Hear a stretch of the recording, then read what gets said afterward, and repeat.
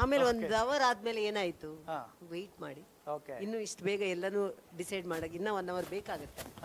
ಕೆಲವೊಂದು ಬೂತ್ಗಳಲ್ಲಿ ಹೆಚ್ಚು ಕಮ್ಮಿ ಆಗ್ಬೋದು. ಏನೇ ಇರಲಿ, ಒಂದು ಖುಷಿಯ ವಿಚಾರ ಏನಂದ್ರೆ ಮಹಾರಾಷ್ಟ್ರ ಇಡೀ ನೇಷನ್ ವೈಸ್ ಜಗತ್ತಲ್ಲಿ ನರೇಂದ್ರ ಮೋದಿ ಅವರ ನೇತೃತ್ವ ಸರ್ಕಾರ ಏನ್ ಮಾಡ್ತಾ ಇದೆ ಅನ್ನೋದನ್ನ ಎಲ್ಲರೂ ಗಮನಿಸ್ತಾ ಇದ್ದಾರೆ.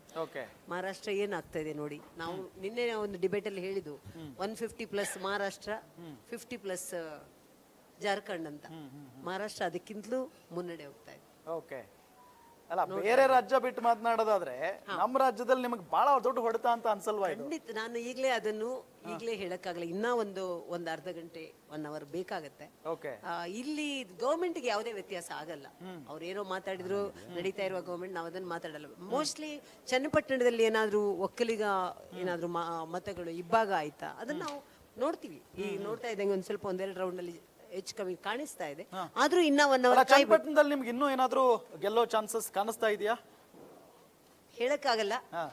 ಟಫ್ ಫೈಟ್ ಕೊಡ್ತಾ ಇದೀವಿ, ನೋಡೋಣ ಏನಾಗ್ತಾ ಇದೆ. ಅಶ್ವಿನ್ ಗೌಡ್ರಿ, ಏನಾಗಿರ್ಬಹುದು? ಏನಾಯ್ತು? ಎಲ್ಲಿ ತಪ್ಪಾಯ್ತು?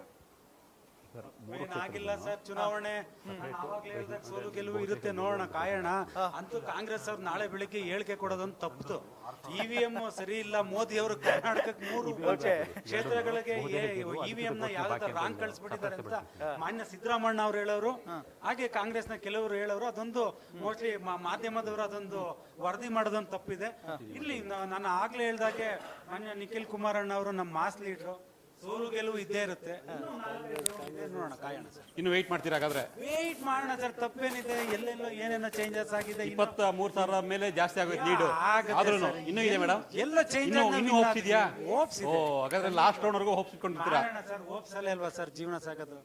ಮೂರು ಕ್ಷೇತ್ರ ಅಂದ್ರೆ ಇವತ್ತು ಸೋತ ನೀವು ನಿರೀಕ್ಷೆ ಮಾಡಿದ್ರೆ ಮೇಡಮ್, ಬಿಜೆಪಿ ಅವರು 3 ಕ್ಷೇತ್ರದಲ್ಲೂ ನೀವು ಓಕೆ, ಚನ್ನಪಟ್ಟಣ ಟಫ್ ಫೈಟ್ ಇತ್ತು, ಓಕೆ, ಸಂಡೂರು ಕಾಂಗ್ರೆಸ್ ಭದ್ರಕೋಟೆ ಆಗಿತ್ತು, ಓಕೆ.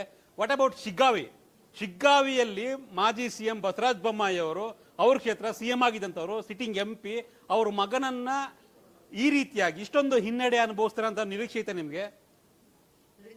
ಹೇಳಿದೆ, ಇನ್ನ 1 ಅವರ್ ತನಕ ನಾವು ಕರ್ನಾಟಕದ ಇದ್ರ ಬಗ್ಗೆ ನಾವು ಏನು ಮಾತಾಡಲ್ಲ. ಇನ್ನ 1 ಅವರ್ ಹೋಗ್ಬೇಕು. ನಾವು ಖುಷಿ ಪಡ್ತಾ ಇರೋದು